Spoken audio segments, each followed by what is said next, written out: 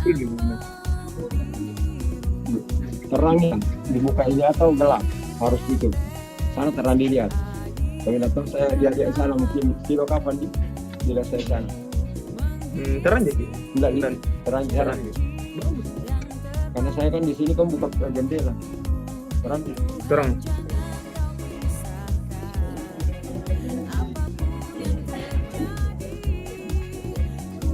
Ada datanya di Pak Taufik. Iya, minta lah datanya cepat ini mau Masih di jalan Pak Taufik. Hah? Masih di jalan.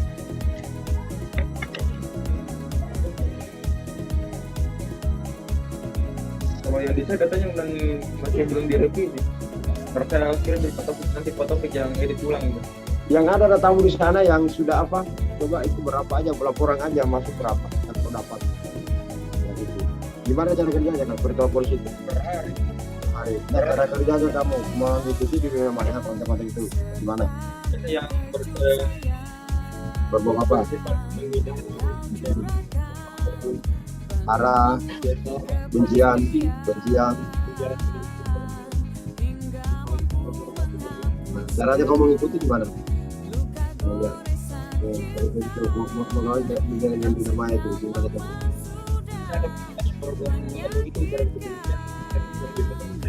Hah? Jadi dengan yang postingan jadi screenshot namanya ditulis sama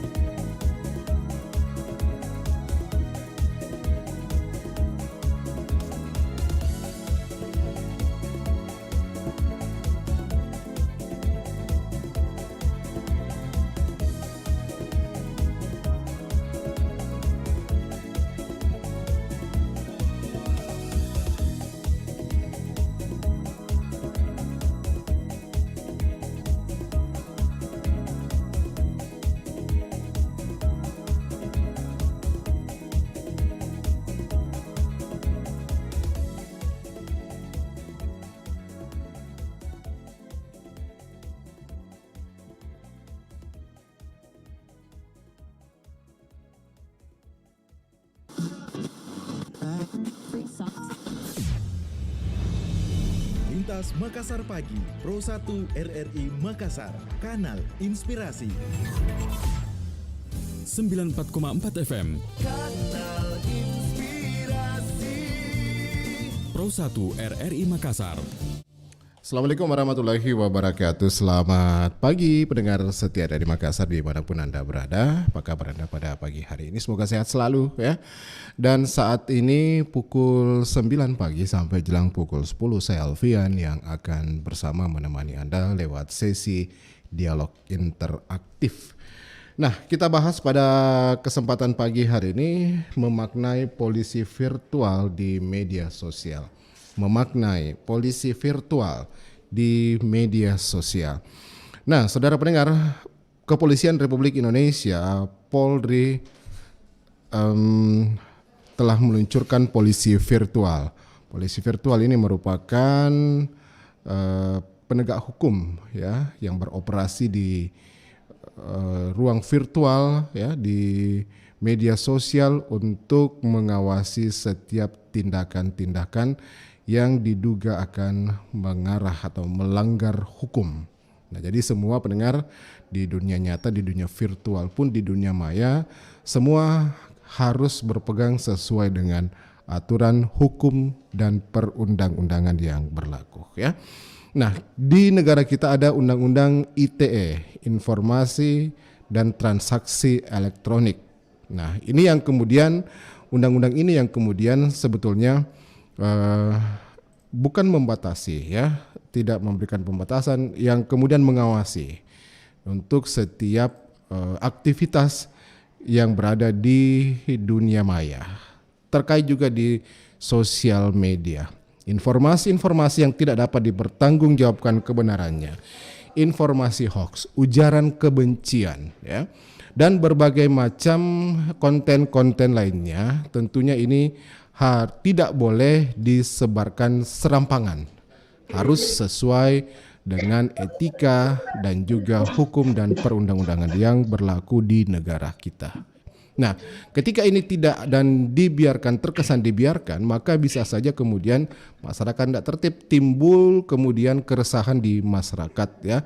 Di dunia nyata bisa terjadi konflik horizontal. Nah, ini yang kemudian ditakutkan ketika aktivitas di media sosial tidak diawasi dengan baik, maka akan menimbulkan implikasi konflik horizontal di dunia nyata. Baik, pendengar Pro 1 RRI Makassar, saat ini saya sudah bersama dengan saya sudah bersama dengan Komisaris Polisi Bapak Muhammad Arsad SOS MH, Kasubdit Penamas ya, Kepala Sub Bidang Penerangan Masyarakat Bapak Komisaris Polisi Muhammad Arsad. Sebentar, saya juga akan bersama dengan pengamat media, pengamat komunikasi yang juga anggota Komisi Penyiaran Indonesia Bapak Dr. Aswar Hasan. Lewat sambungan telepon, beliau saat ini sedang berada di Jakarta. Saya pertama-tama dulu menuju ke Bapak Kompol Muhammad Arsad. Assalamualaikum, selamat pagi Pak Muhammad Arsad. Selamat pagi Pak. Apa kabar Pak Arsad? Warahmatullahi wabarakatuh. Waalaikumsalam warahmatullahi wabarakatuh. Sehat Pak kabarnya? Alhamdulillah hari ini Pak sehat-sehat. Semoga sebaliknya juga Bapak seperti itu juga sehat. Luar biasa. Seperti yang terlihat pada pagi hari ini, tampaknya bugar sekali Pak Arsad ya, pagi-pagi sudah berada di kantor. Ya, tetapi ini yang perlu kita berikan kepada masyarakat bersama-sama, memberikan penerangan, memberikan informasi seputar keberadaan polisi virtual yang telah diluncurkan oleh Kepolisian Republik Indonesia. Ya, nah mungkin Pak Muhammad Arsad bisa memberikan latar belakang, memberikan informasi mengenai latar belakang kemudian dibentuknya kepolisian virtual begitu. Nah, apakah kemudian nanti ini aktivitas masyarakat akan sangat-sangat terbatas begitu, mereka di media sosial, mereka tidak bisa lagi berekspresi begitu, Pak Muhammad Arsad, silakan. Terima kasih Pak. Jadi kesiapan Polda dalam virtual polisi ini memang dengan terbentuknya ini salah satu subdit yang ada di Humas Polda Sulut itu yaitu subdit multimedia. Subdit multimedia. Di mana subdit multimedia ini adalah salah satu subdit yang bermain di dunia maya. Yeah. Jadi subdit multimedia ini melaksanakan patroli di dunia maya selama 1 kali 24 jam terus menerus memantau daripada kegiatan-kegiatan yang masuk di dalam dunia maya itu. Okay.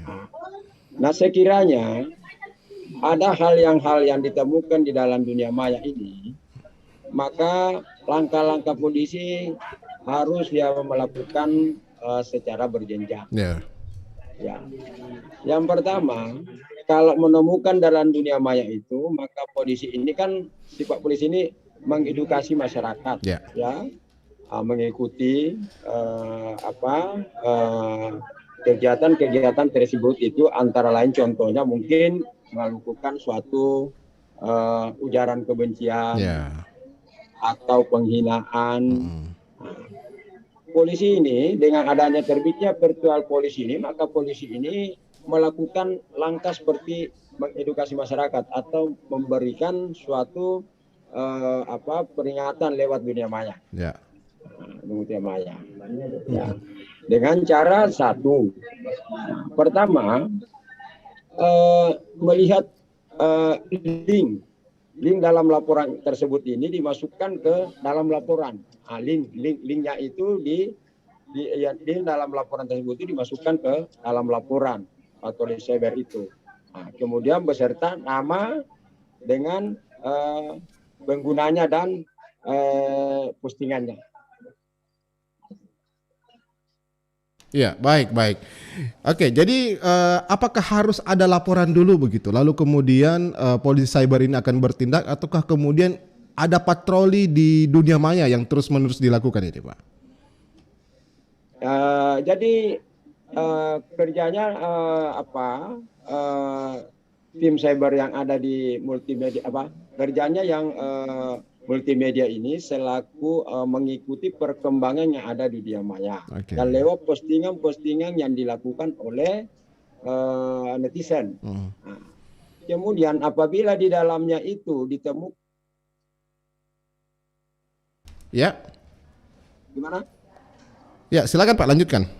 Ya, jadi yang bekerja di tim di tim multimedia ini, di subtim multimedia ini, ya itulah yang melakukan patroli di dunia maya. Tanpa ada laporan itu, dia tetap melaksanakan kegiatannya untuk melakukan patroli di dunia maya. Nah, kemudian melihat di dalam dunia maya itu tanpa ada laporan, sebelum ada laporan, mengikuti perkembangan netizen itu yang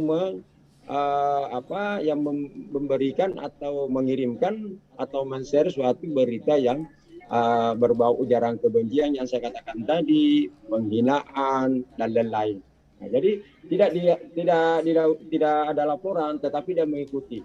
Nah, setelah dia menemukan adanya ujaran kebencian seperti ini, maka langkah yang dilakukan itu adalah melakukan edukasi, melakukan suatu edukasi kepada pelanggar ini dengan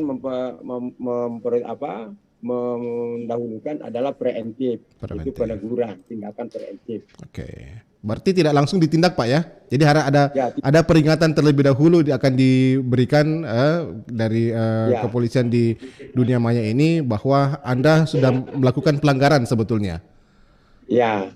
Nah, namun ini tetap linknya dimasukkan di dalam laporan tersebut, dimasukkan ke dalam laporan beserta namanya, nama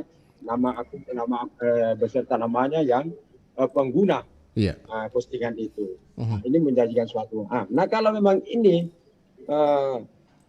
sudah tercatat namanya, kita sudah lakukan langkah edukasi, sudah tidak dilakukan lagi, ya itu sudah permasalahan itu dianggap sudah selesai sampai di situ. Oke. Baik. Iya, Pak Muhammad Arsad, kita tahu kan di sosial media juga ini kan tidak bisa kita pungkiri banyak juga akun-akun bodong begitu ya, akun-akun palsu. Nah, mungkin mengatasnamakan seseorang, tetapi boleh dikatakan orang-orang ini seperti pengecut lah begitu ya. Mereka kemudian membuat akun. Nah, akun ini yang kemudian biasanya digunakan untuk menyebarkan informasi-informasi bodong, informasi-informasi hoax di sosial media. Tidak diketahui alamatnya, tempatnya, siapa orangnya.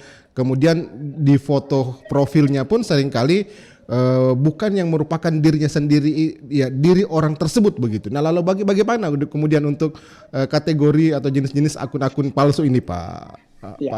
Jadi akun palsu yang digunakan pun juga ini tetap dilakukan mengikuti terus. Nah, kita mengikuti terus itu akun-akun yang digunakan. Dia menggunakan akun itu, dia berada di posisi mana, di daerah mana. Ini bisa diketahui, Pak, ya? Iya. Oke. Halo? Ya, di mana baik ke alamat atau tempat aktivitas orang tersebut bisa diketahui begitu, Pak, ya, meskipun dia menggunakan akun bodong atau akun palsu. Ya, itu kita ikuti di mana alamatnya dan pengguna utamanya siapa, kemudian yang memiliki akun itu siapa, itu diikuti terus. Nah, sampai didapat penggunanya itu. Oke. Jadi kita ikuti terus sampai kita dapat penggunanya. Oke. Baik. Jadi jangan coba-coba misalnya ya menggunakan istilahnya akun palsu lalu mencoba untuk mengelabui begitu ya. Karena kan ini kan banyak terjadi begitu, Pak Arsad. Mereka menggunakan akun palsu lalu menyebarkan informasi hoax, menyebarkan ujaran kebencian ya. Lalu kemudian membagikan atau men-share link berita, informasi ataupun juga konten-konten yang tidak pantas begitu di sosial media. Ya.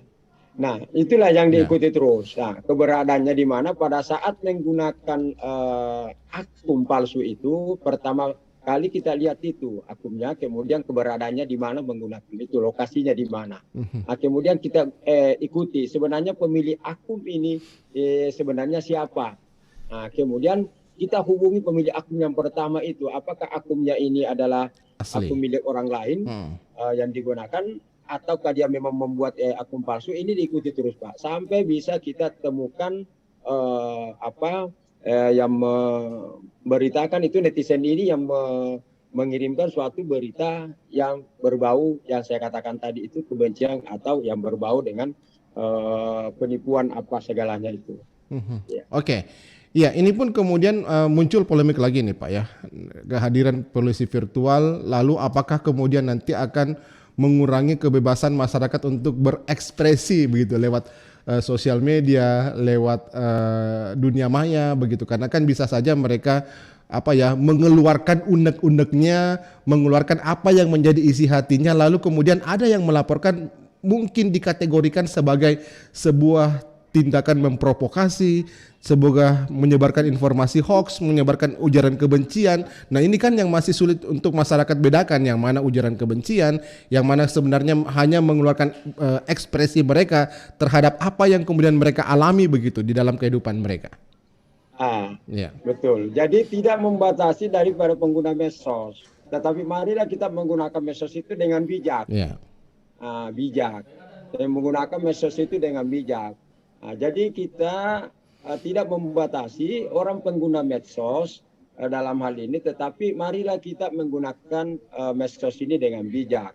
Nah, bijak dalam artinya janganlah membuat mengirim suatu men-share suatu berita itu yang merugikan dirinya sendiri maupun orang lain. Yeah. Nah, silakan, tapi kita membuat suatu berita yang menyenangkan orang lain dan kita juga tidak terganggu. Oke, saya pernah teringat Pak ya, ada kasus mungkin ini beberapa tahun yang lalu ya di ibu kota DKI begitu. Mungkin Pak masih ingat nama seorang Prita Mulyasari begitu ya. Mbak Prita ini yang kemudian karena ketidakpuasannya terhadap pelayanan yang dilakukan oleh sebuah instansi, lalu kemudian ia men-share di dunia maya apa yang ketidakpuasan yang ia kemudian bagikan begitu. Nah, lalu kemudian ia dilaporkan sebagai bentuk tindakan pencemaran nama baik atas nama Undang-Undang ITE, Informasi Teknologi Transaksi Elektronik begitu.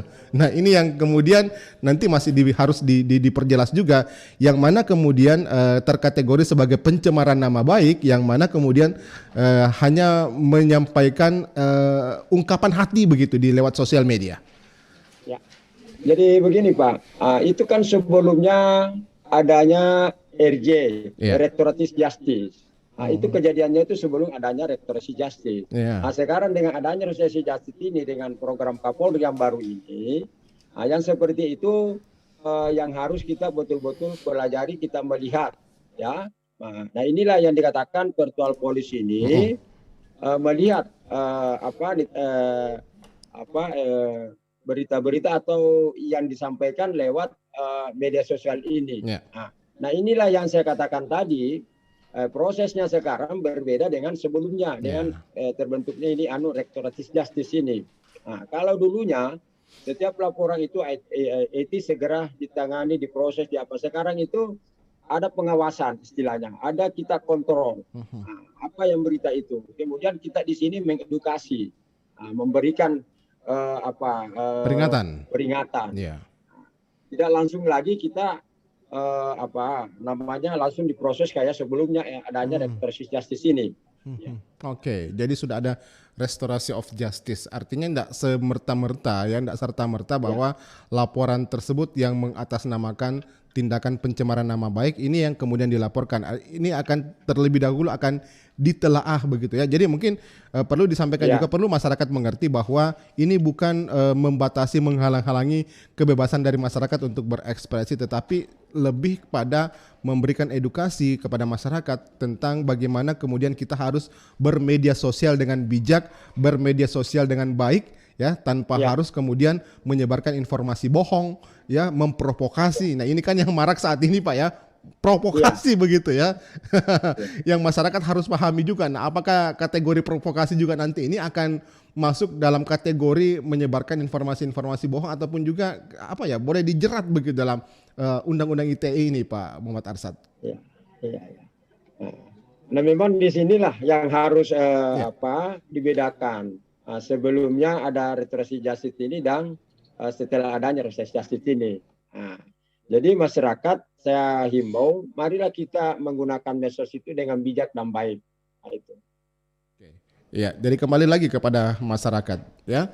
Jadi pendengar, Anda boleh bergabung bersama kami lewat telepon 3621-853. Kami sebentar juga coba untuk bergabung ya dengan pengamat media, pengamat komunikasi yang juga anggota Komisi Penyiaran Indonesia, Bapak Aswar Hasan. Beliau saat ini tengah berada di Jakarta. Beliau dulunya dari Sulsel, saat ini aktivitasnya di pusat, dan kita akan minta tanggapannya, komentarnya terkait dengan diluncurkannya polisi virtual police ya, untuk kemudian beraktivitas di media sosial. Nah, seperti yang sudah disampaikan Pak Arsad tadi, pendengar, bahwa keberadaan polis virtual ini tidak serta-merta kemudian akan membatasi aktivitas Anda ya. Kebebasan berekspresi, menyampaikan pendapat. Nah, ini juga kan Pak ya, kita tahu bahwa negara kita mengakomodir begitu, namanya kemerdekaan berekspresi, menyampaikan pendapat di muka umum ya, yang ini diakomodir undang-undang begitu ya. Nah, biasanya kan kalau masyarakat tidak bisa menyampaikan pendapat di muka umum karena satu hal, mereka biasanya menyampaikannya ini lewat media sosial ya, lewat media sosial sebagai perwujudan apa yang menjadi keinginan mereka untuk menyampaikan sebuah aspirasi.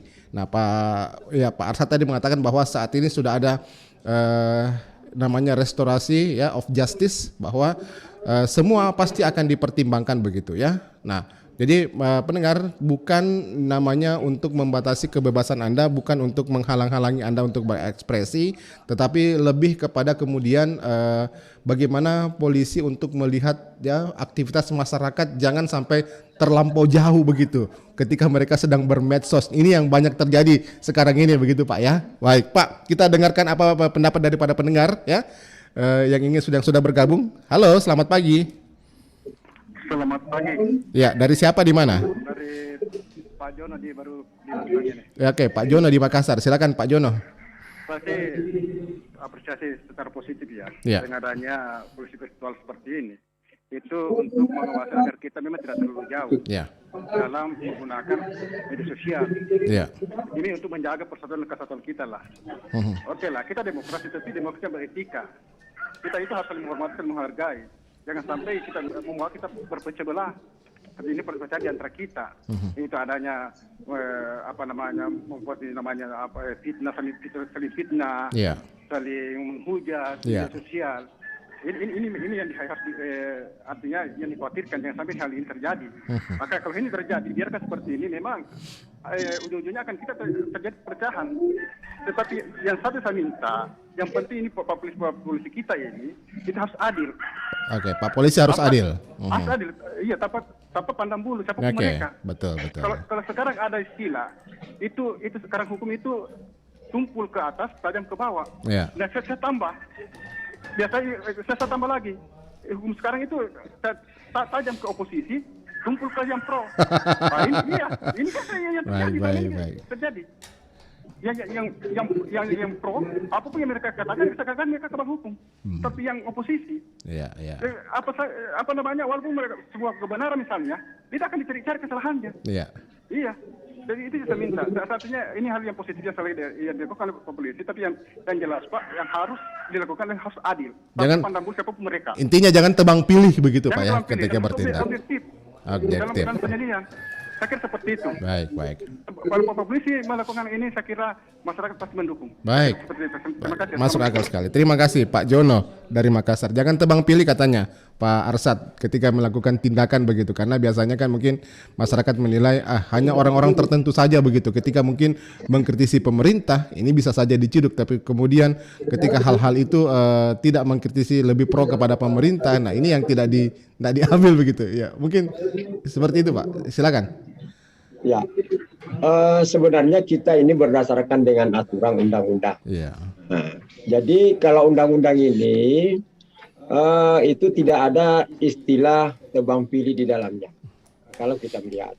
Ya, tapi ini kan persoalan yang sebelumnya adanya reverse justice. Ya. Jadi kita ke sininya dengan yang kita bahas ini adalah virtual police dalam artian yang dilakukan dalam virtual police ini yang dilakukan pelanggaran yang melakukan dunia maya pada saat sekarang ini. Ya. Nah, sekarang ini dengan adanya reverse justice itu bisa diselesaikan tanpa lewat pengadilan. Oke. Ya, bisa diselesaikan tanpa lewat pengadilan. Nah, kalau yang dikatakan tadi tebang pilih, saya juga belum paham itu yang mana dimaksud tebang pilih karena saya juga bukan bidang di dalam proses penyidikan, tetapi persangkaan masyarakat itu bisa saja ada benarnya menurut mereka, tetapi menurut daripada yang menangani mungkin itu dalam satu perkara, mungkin kalau ada melihat seperti ada tebang pilih, kami juga belum sampai ke sana, belum paham itu. Ya. Maksudnya. Baik. Intinya saat ini polisi hanya bekerja begitu Pak ya, bekerja bagaimana kemudian dengan undang-undang, berdasarkan aturan dan perundang-undangan yang berlaku. Ya, perundang-undangan. Baik. Dan perlu disampaikan bahwa Polri terus berbenah begitu Pak ya. Apapun masukan dari masyarakat ini ditampung dan kemudian bagian upaya untuk mengevaluasi di tubuh di internal Kepolisian Republik Indonesia. Betul, Pak. Saya rasa seperti itu. Mungkin pendengar yang lain boleh bergabung, silakan 3621 853 ya. Ya, bagaimana dengan kehadiran polisi virtual police ya saat ini di sosial media yang kemudian mengawasi bagaimana aktivitas masyarakat. Jadi Pak Arsyad tadi mengatakan sebisa mungkin bahwa persoalan ini tidak sampai ke pengadilan begitu ya. Nah, kalau bisa mungkin diselesaikan secara baik-baik ya. Nah, secara kekeluargaan, apalagi kalau mungkin melibatkan dua pihak, ini kan biasanya seperti itu Pak ya. Ketika terjadi informasi yang informasi bohong, informasi hoax, ya ada pasti satu pihak yang merasa keberatan lalu kemudian melaporkan kejadian-kejadian tersebut. Nah, bentuk penyelesaiannya nanti mediasi yang dilakukan itu seperti apa Pak Arsyad? Ya, mediasi yang dilakukan yang pertama kan ada korban, ada pelaku. Betul. Nah, tentunya korban ini kan harus dimediasi. Ya. Nah, dilihat bagaimana mediasinya antara korban dan pelaku ini tentang adanya suatu yang diberitakan lewat di media sosial ini. Nah, kalau ini dia sudah sadari, kemudian dipertemukan, kemudian dia sudah mendapatkan solusi, maka proses ini itulah dikatakan tadi reverse justice itu diselesaikan di luar pengadilan. Oke. Pak Aswar Hasan sudah bersama saya rupanya di saat ini lewat sambungan telepon WhatsApp. Halo, Pak Aswar Hasan. Pak Aswar bisa dengarkan suara saya, Pak Aswar? Ya, halo. Iya, Pak Aswar bisa dengar suara saya? Iya, saya bisa dengar. Baik, Pak Aswar Hasan. Iya, bisa. Oke, Pak Arsyad bisa dengar suara Pak Aswar Hasan, Pak? Bisa Pak, bisa. Oke, baik. Bisa. Oke, sudah bisa komunikasi rupanya. Iya, Pak Aswar Hasan, ini Kepolisian Republik Indonesia meluncurkan polis virtual begitu ya. Polis virtual ini kemudian bagaimana mengawasi setiap aktivitas masyarakat di sosial media. Yang kita tahu bahwa belakangan ini kayaknya masyarakat sudah banyak yang kebablasan begitu ketika mereka bermedsos. Pak Aswar Hasan sendiri melihat seperti apa Pak Aswar Hasan?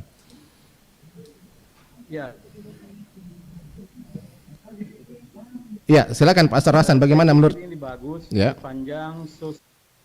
Ya. Halo. Ya, silakan Pak Aswar Hasan. Halo. Pak Aswar Hasan, silakan. Saya bisa mendengarkan suara saya. Ya. Ya, saya pikir. Halo. Ya, Pak Aswar, silakan. Oke, silakan Pak. Jalan saja Pak. Ya. Ya. Halo. Baik, Pak Aswar, silakan. Saya pikir kebijakan polisi ya. Halo. Lanjut Pak. Iya, silakan Pak Aswar Hasan. Ya, baik. Saya pikir kebijakan polisi virtual ini bagus yang sosialisasi dan implementasinya itu pertama bersifat edukatif dan mengayomi masyarakat. Ya. Jadi jangan sampai dianggap kebijakan itu bagaimana memakai evaluasi masyarakat. Bagus ya. Harus betul ada edukasinya dalam rangka Tidak miring gitu. ketertiban sosial. Masalah di media sosial ini sudah jauh tidak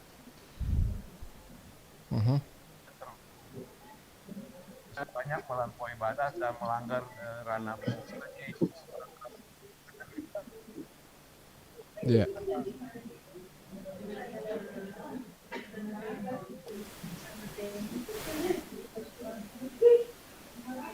kemudian harusnya sosialisasi dan implementasinya dengan itu bahwa itu merupakan bentuk kepedulian untuk menata ketertiban masyarakat dan itu sebagai bentuk edukasi kesadaran hukum masyarakat.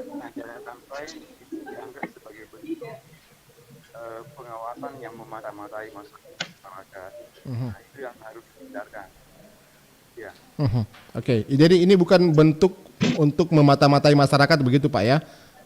Ya, jangan sampai terkesan seperti itu. Olehnya itu harus sosialisasinya harus lebih soft ya. Oke. Dan kompeten masyarakat sendiri. Ya. Karena masyarakat ada yang menjadi korban ya dari media sosial ini akibat informasi yang hoax menyebabkan kesalahan persepsi masyarakat terhadap status negaranya terhadap piagam kita. Oke. Ini harus terintegrasi ya. Ya, baik. Pemerintah dan masyarakat. Nah, baik, ya.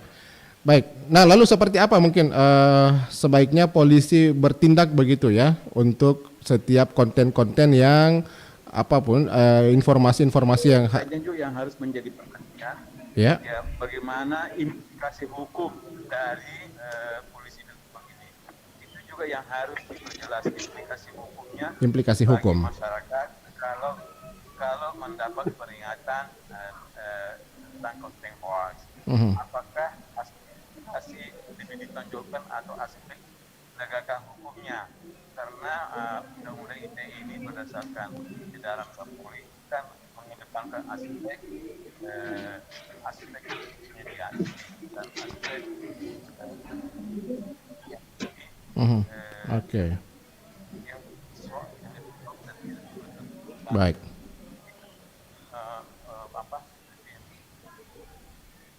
Ya, baik.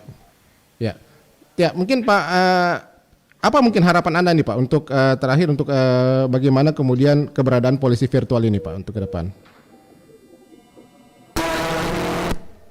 Iya, baik. Kami mohon maaf pendengar, rupanya ada gangguan komunikasi kami kurang baik. Tapi ya Pak, nanti saya coba untuk menengahi ya, komunikasi dengan beliau agak kurang bagus.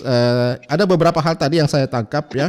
Bagaimana kemudian ke depan ini supaya sosialisasi yang dilakukan oleh Kepolisian Republik Indonesia mengenai polisi virtual ini lebih soft begitu ya, supaya masyarakat bisa menerima dengan baik keberadaan polisi virtual yang menurut Pak Aswar Hasan tadi sebenarnya ini bukan langkah untuk memata-matai masyarakat begitu ya. Kemudian juga jangan kemudian nanti ada timbul salah persepsi ya tentang keberadaan polisi virtual, salah persepsi mengenai konten-konten yang berada di media sosial, dan juga seperti apa nantinya implikasi hukum ketika masyarakat mendapatkan teguran dari polisi virtual ini, dan juga bagaimana aspek mediasi dari undang-undang ITE ini yang lebih dikedepankan Pak Muhammad Arsyad. Baik Pak, Ya. Jadi begini, makanya yang pertama saya mau katakan di sini bahwa marilah kita menggunakan medsos ini dengan makanya saya mau katakan di sini, marilah kita sama-sama menggunakan media sosial ini dengan bijak, yang beretika dengan baik. Kemudian yang kedua, janganlah kita men-share suatu berita tanpa kita sharing, ya. Jangan sampai suatu berita yang kita share kepada orang lain itu tanpa kita sharing itu adalah berita yang merugikan. Nah, itu yang kita harus pedomani. Nah, kemudian dalam menyikapi tentang perkembangan di media sosial, dengan adanya RJS ini sampai sekarang ini belum ada yang kita jadikan suatu pelaku atau tersangka dalam hal dengan adanya RJS ini. Nah, itu. Jadi polisi di sini menghimbau dan mensosialisasikan bahwa masyarakat diajak untuk bermedsos. Baik, masyarakat diajak untuk bermedsos dengan baik, beretika, ya. Baik, pendengar, saya buka penelpon untuk berikutnya, ya, silakan di 3621 853 3621 853. Tapi kita untuk rehat dulu dan dengarkan informasi berikut ini. 4,4 FM. Pro 1 RRI Makassar.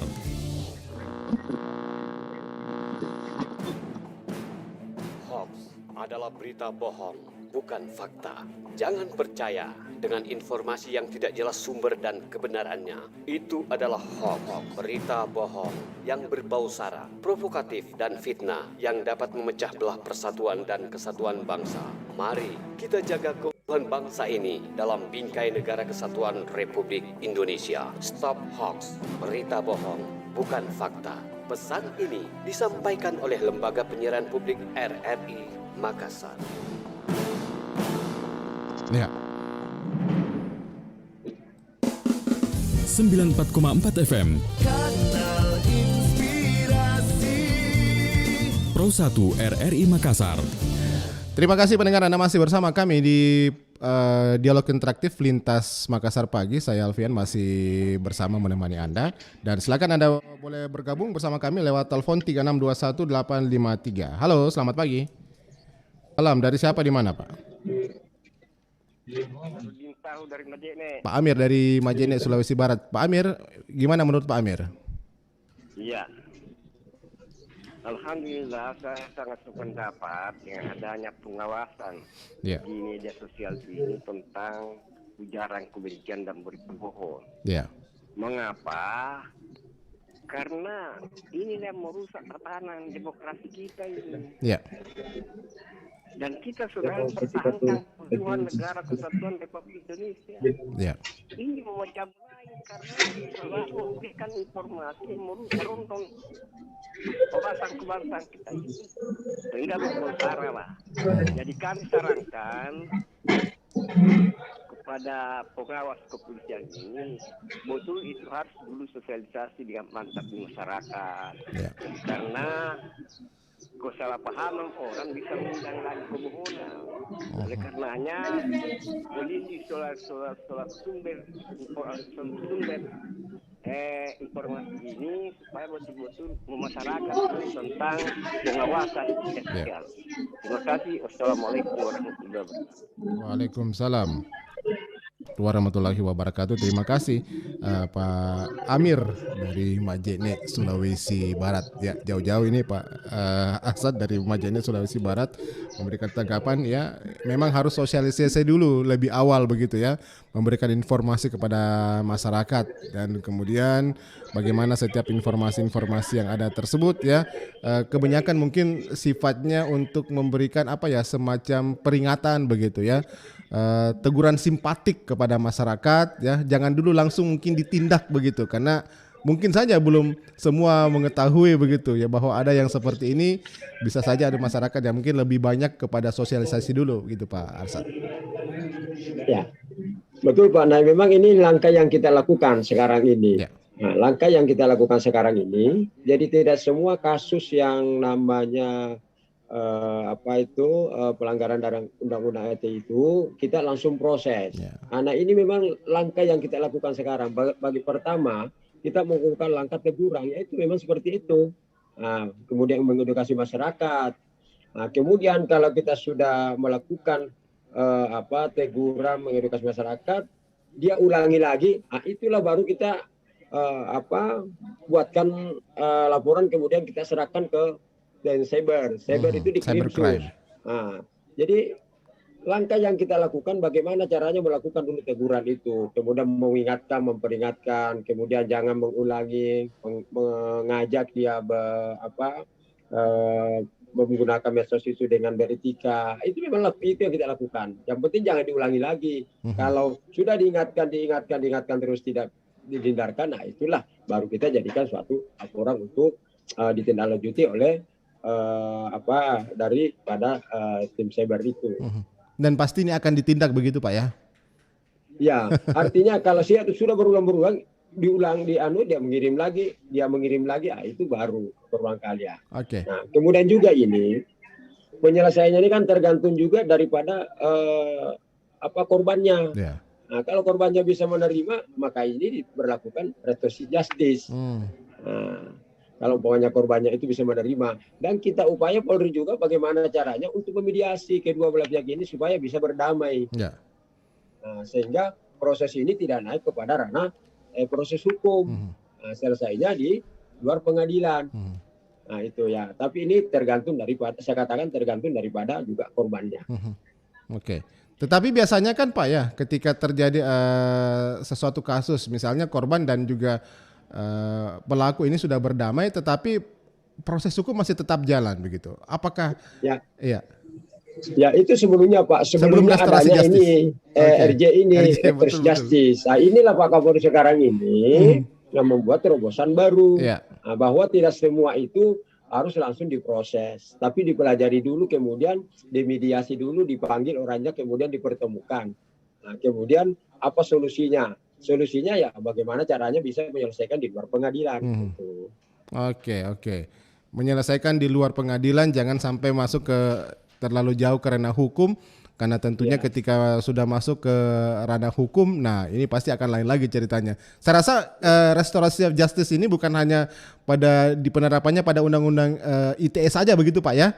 Mungkin pada kasus-kasus lain juga seperti itu di luar ITE. Jadi ya makanya saya katakan tadi ini tergantung daripada juga korbannya. Korbannya mau nggak menerima, mau nggak memaafkan begitu. Ya, mau menerima. Kalau umpamanya tadinya dia sudah merasa dirugikan, dicemarkan namanya lewat di medsos, kemudian mau dimediasi, kemudian diinginkan dia bisa berdamai, ya sudah sampai di situ saja. Ya. Oke, tapi mungkin saya stressing sekali lagi nih Pak ya, khusus untuk restorasi justice, apakah pada semua kasus ini begitu Pak? Oh tidak Pak. Semua kasus. Pencurian tidak bisa. Pembunuhan tidak bisa. Oke. Ada kriteria tertentu Pak.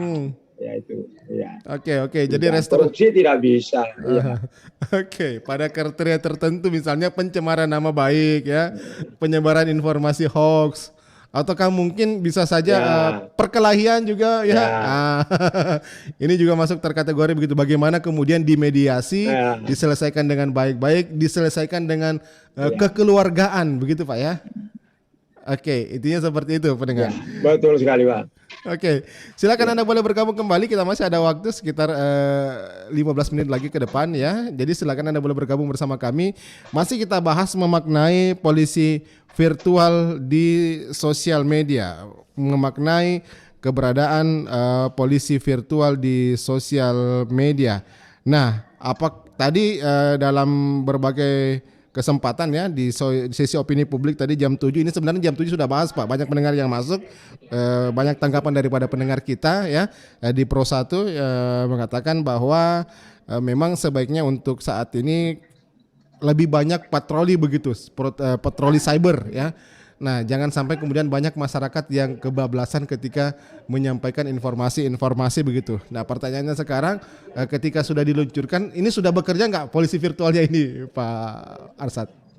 Ya, sudah Pak. Ya. Jadi kita ini sudah melaksanakan polisi virtual itu yang bagaimana saya katakan tadi di awal, baru salah satu sub penambahan itu pengembangan di bidang humas ini adalah multimedia. Nah, tugasnya multimedia ini adalah dia bermain di dunia maya, mengawasi segala akun-akun yang masuk, konten-konten yang masuk, berita-berita yang masuk. Nah, itu.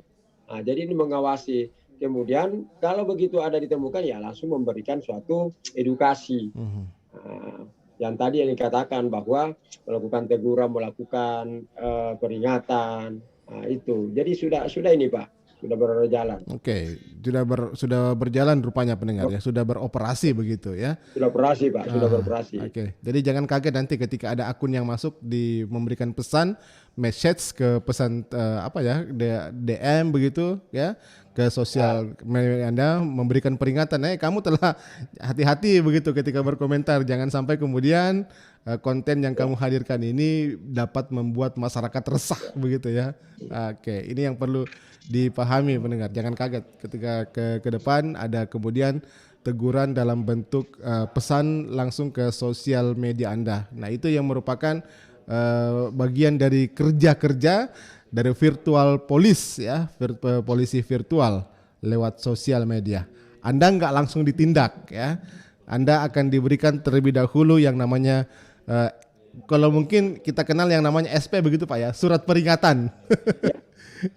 Ya, surat peringatan. Tapi mungkin ini peringatannya langsung ya diberikan lewat pesan kepada Anda bahwa Anda sudah melakukan pelanggaran begitu ketika Anda sedang bermedia sosial. Jadi memang ini perlu dibatasi. Banyak apresiasi sebetulnya Pak ya.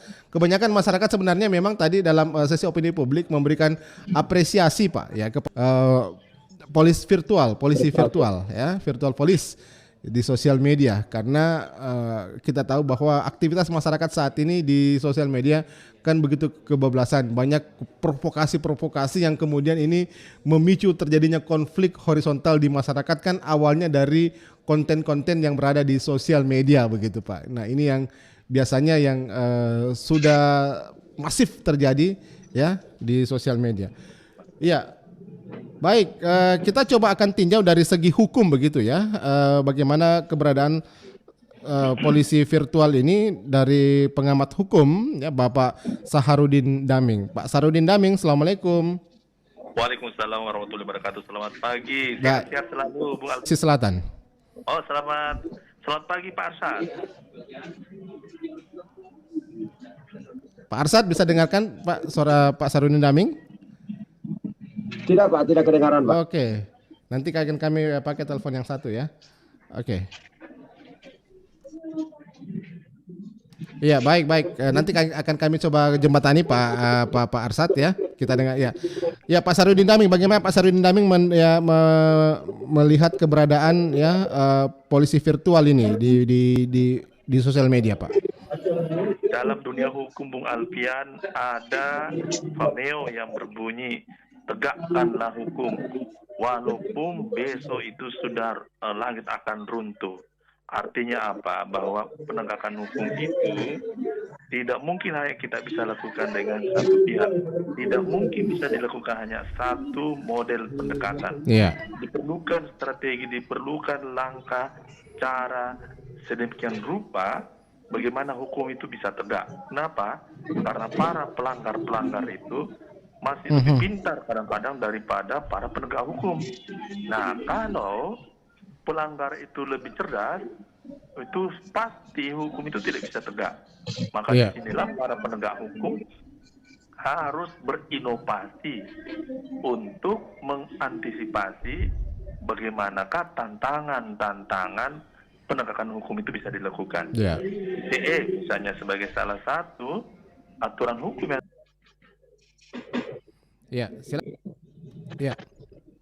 bagaimana? Ya, gimana? Silakan lanjutkan Pak Saharudin. Jadi terkait dengan undang-undang tentang ITE yang sekarang ini jadi booming oleh karena kuatnya sorotan publik sehingga Kapolri mengeluarkan surat edaran termasuk bagaimana para pelanggar ITE ini dapat dideteksi. Jadi memang begini Bung Alfian, ITE ini seperti buah malakama. Kenapa? Karena aturan-aturannya itu dianggap seperti pasal karet. Tapi kalau itu tidak ada, maka di situ juga menjadi persoalan besar. Karena akan terlalu mudah orang, sekarang kita biasa kalau masih di proses itu kan terlalu mudah orang itu menyebarkan informasi. Terlalu mudah menyebarkan informasi hoax sekarang. Atau itu namanya berita bohong. Masa yang seperti ini bisa kita toleransi? Nah, sekarang bagaimana kita meramu aturan hukum seperti ITE ini agar tidak memukul rata semua hal. Nah, tentu ada misalnya pengecualian. Nah, sekarang kita mendengar kabar lagi kepolisian meluncurkan sebuah strategi baru yang disebut dengan polisi virtual police atau polisi virtual. Dan ini adalah langkah cerdas yang tentu inovatif. Walaupun menurut hemat saya tentunya cara seperti ini sudah lama dilakukan oleh penegak hukum seperti KPK, seperti PPATK. Kita tahu bahwa KPK maupun PPATK dalam menelusuri pelaku kejahatan itu menggunakan berbagai instrumen hukum, Pak, ya. Elektronik, Baik. Nah, sekarang metode polisi virtual untuk menangkal berbagai langkah-langkah kejahatan di dunia cyber. Kenapa? Karena dunia cyber terlalu luas. Tidak mungkin hanya bisa dikawal oleh polisi yang jumlahnya bisa dibilang 10 kali lebih kecil daripada para penggunanya. Cyber terlalu luas. Para penggunanya ini banyak yang kita sebut sebagai pengguna nakal atau orang yang menggunakan ruang publik di dunia maya itu dengan berbagai modus dan pretensi yang tidak sehat. Nah, itu mengganggu penggunaan cyber, tujuan mulia cyber itu Padahal kan semua teknologi yang dihadirkan ini untuk kebaikan bersama, tapi kan kita tahu Pak Alpian, banyak orang itu yang tidak pandai mensyukuri nikmatnya. Pak Sarudin, apa mungkin masukan Anda ini, Pak, untuk polisi sebagai yang beroperasi kemudian di dunia cyber ini, Pak Sarudin Daming, dalam penerapan hukum dan dalam surat edaran Kapolri itu bahwa harus ada penindakan tegas kepada siapapun yang menggunakan dunia cyber ini dengan tujuan-tujuan yang tidak mulia, yang harus ada tindakan tegas. Informasi menyesatkan, yang berfitnah, yang mengandung kebohongan, Nah, itu harus bisa tegas. Tapi polisi juga harus mampu untuk menyeleksi kesalahan apa yang pas Muslim menggunakan hukum dan kepolisian ini sebagai cara untuk menghancurkan lawannya, dengan cara menjebak. Ini kan juga perlu diantisipasi oleh kepolisian. Kadang-kadang kepolisian kan tidak bisa menimbang. Kan biasa kita lihat tuh di tayangan TV, ada ibu-ibu yang kasihan mendekam dalam penjara hanya karena melaporkan, mengunggah pertengkaran orang tuanya dengan lawannya itu melawan polisi. Nah, menurut saya polisi juga tidak selektif asal terima saja mungkin karena dia lihat dulu lawannya kan itu juga jadi tuhan. Oke, Pak Sarudin Daming. Dia harus objektif dan melihat siapa yang melakukan kesalahan itu. Jangan seperti kata orang, hukum itu tajam ke bawah dan ke depan.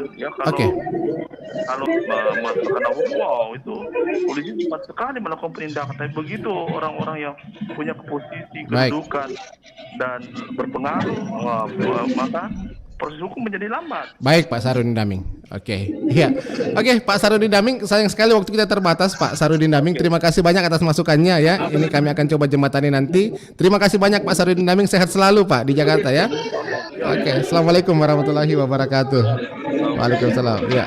Baik, tadi Pak sudah disampaikan Pak Sarudin Daming ya, pengamat hukum ya. Beliau mengatakan bahwa memang perlu harus bertindak tegas ya polisi untuk setiap aktivitas-aktivitas yang sangat merugikan begitu ya.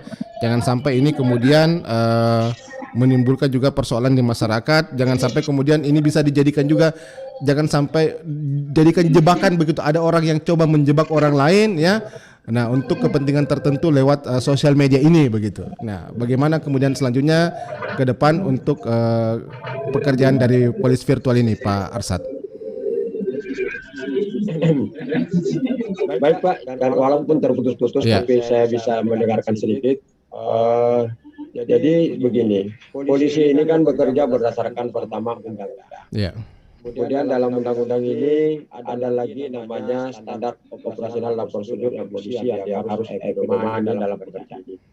Nah, sebagaimana kita tahu dalam penerapan hukum ini, undang-undang ITE ini, itu dengan adanya surat edaran Kapolri itu, maka ini ada penggunaan hukum itu adalah hal yang terakhir kita gunakan. Ya. Jadi kita tidak menggunakan hukum itu yang pertama, tapi kita menggunakan adalah yang paling terakhir.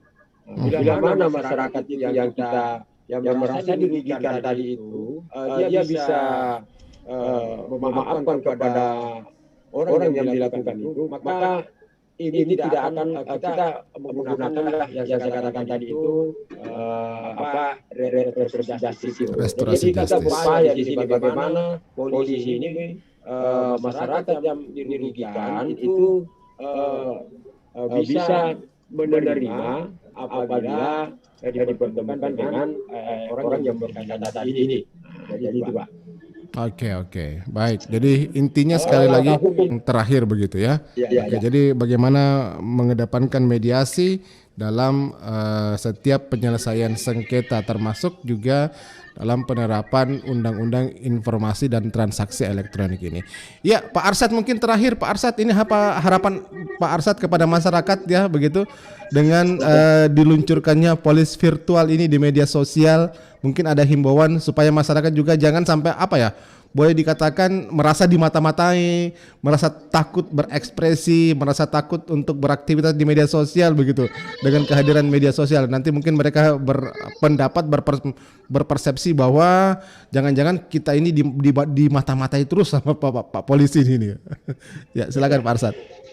Ya, jadi saya sampaikan kepada seluruh masyarakat atau manusia yang ada di lingkungan yang mendengarkan ini, bahwa dengan adanya protokol polisi ini bukan artinya bahwa kita membatasi daripada penggunaan daripada media sosial ini.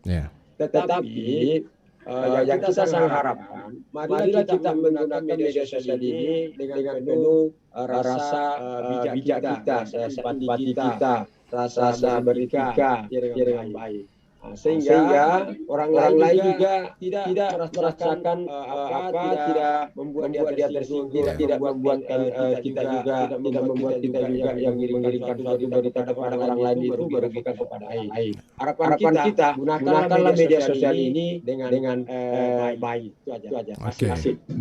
Bermedia sosial dengan baik ya, dengan bijaksana begitu intinya. Bijaksana. Oke. Baik Pak Muhammad Arsyad, terima kasih banyak atas waktunya bersama RRI Makassar pada pagi hari ini. Semoga saja kehadiran Pak Arsyad ini merupakan sebuah sosialisasi yang baik kepada masyarakat mengenai keberadaan dan kehadiran virtual polisi virtual di media sosial ini, Pak Muhammad Arsyad. Terima kasih, Pak. Baik, terima kasih. Selamat pagi, terima kasih Pak Muhammad Arsyad, Komisaris Polisi Muhammad Arsyad ya. Kasubdit Penmas, Kepala Sub Bidang Penerangan Penmas Humas Polda Sulsel. Oke, Penmas ya. Baik, Kasubdit Penmas Polda Sulawesi Selatan, Bapak Komisaris Polisi Muhammad Arsyad SOS MH. Baik, terima kasih Pak Muhammad Arsyad atas waktunya. Selamat pagi, assalamualaikum warahmatullahi wabarakatuh. Terima kasih Pak, sama-sama. Ya, demikianlah saudara mendengar dimanapun Anda berada, kebersamaan kita dalam dialog interaktif di Tas Makassar Pagi. Akhir kata saya Alfian yang bertugas mengucapkan terima kasih. Selamat pagi, assalamualaikum warahmatullahi wabarakatuh. 94,4 FM